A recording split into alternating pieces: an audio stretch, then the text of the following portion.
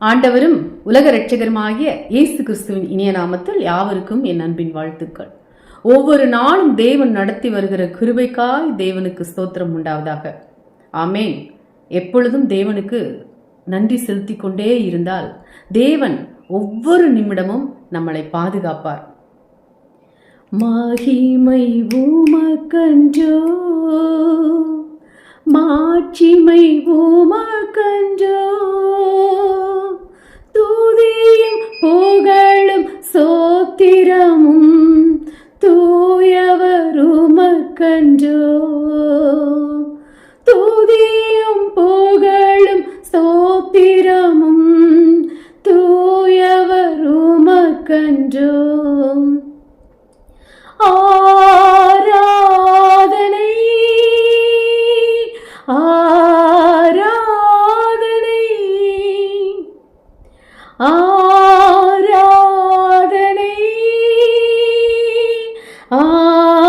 ஆராதனை என் அன்பர் இயேசுவுக்கே,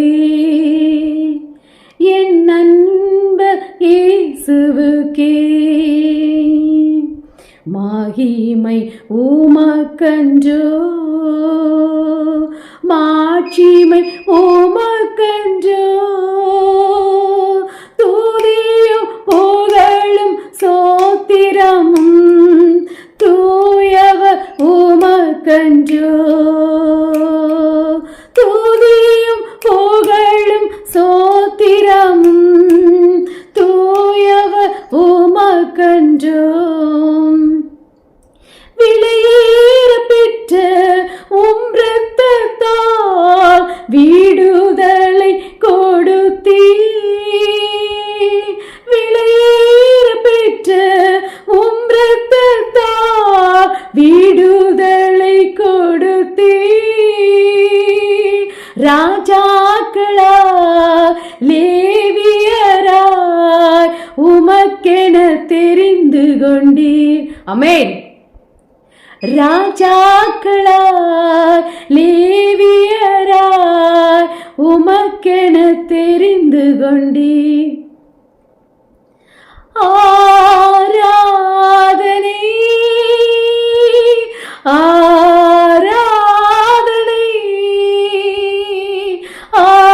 ஆராதனை ஆராதனை என் அன்பர் இயேசுவுக்கே, என் அன்பர் இயேசுவுக்கே. அவருக்கே மகிமை உண்டாவதாக. எப்போதும் இருக்கின்ற இனிமேலும் வருகின்ற எங்கள் ராஜாவே,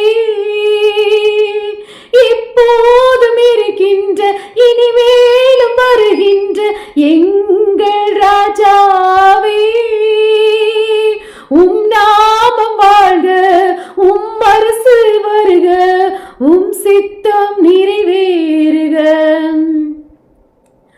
உம் நாமம் வாழ்க, உம் அரசு வருக, உம் சித்தம் நிறைவேறுக.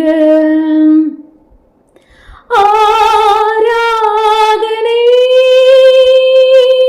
ஆராதனை ஆராதனை ஆராதனை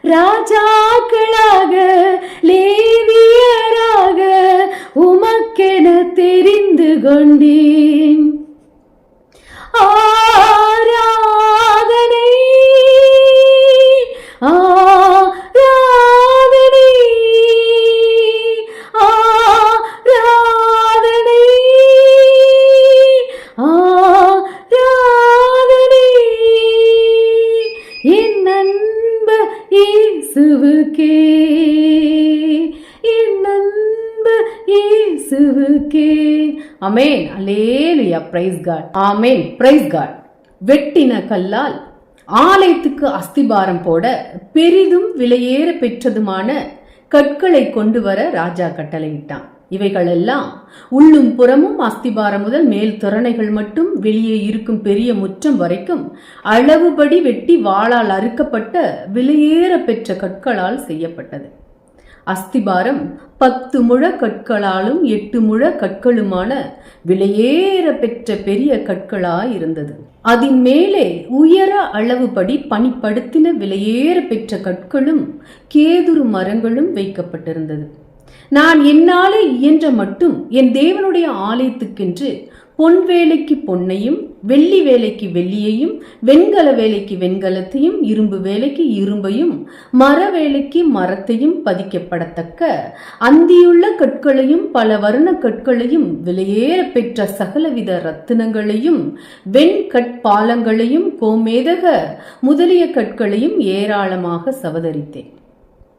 ஒப்பீரின் தங்கமும் விலையேற பெற்ற கோமேதகமும் இந்திர நீலக்கல்லும் அதற்கு ஈடல்ல.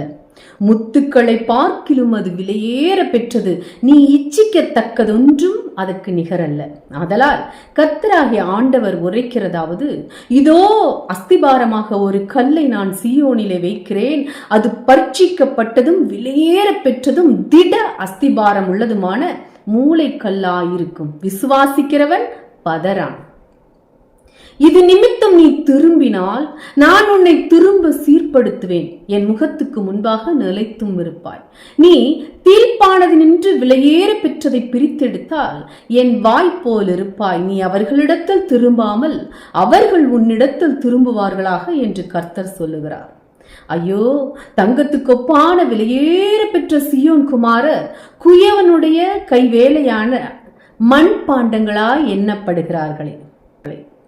அவர்களுடைய அதிபதிகளையும் அவர்களுடைய விலையேற பெற்ற வெள்ளியும் பொன்னுமாகிய பாத்திரங்களையும் அவர்களுடைய தெய்வங்களும் கூட எகிப்துக்கு கொண்டு போய் சில வருஷங்கள் மட்டும் வடதிசை ராஜாவை பார்க்கிலும் நிலையாய் நிற்பான்.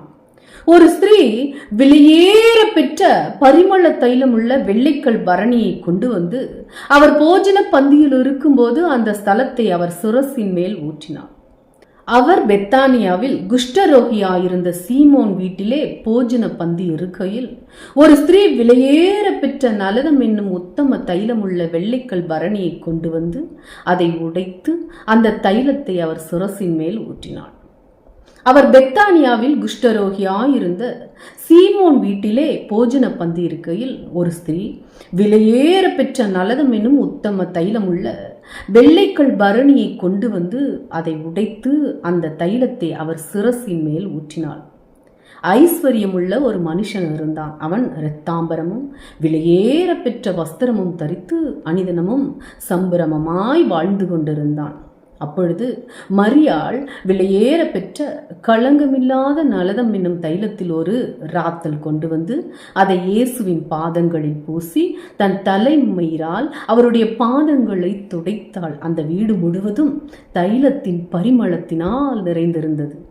ஒருவன் அந்த அஸ்திபாரத்தின் மேல் பொன் வெள்ளி விலையேற பெற்ற கல், மரம், புல், வைக்கோல் ஆகிய இவைகளை கட்டினால் ஸ்திரீகளும் மயிரை பின்னுதலினாலாவது பொன்னினாலாவது முத்துக்களினாலாவது விலையேற பெற்ற வஸ்திரத்தினாலாவது தங்களை அலங்கரியாமல் அழிந்து போகிற பொன் அக்கினியினாலே சோதிக்கப்படும் அதை பார்க்கிலும் அதிக விலையேற பெற்றதாயிருக்கிற உங்கள் விசுவாசம் சோதிக்கப்பட்டு இயேசு கிறிஸ்து வெளிப்படும் போது உங்களுக்கு புகழ்ச்சியும் கனமும் மகிமையும் உண்டாக காணப்படும்.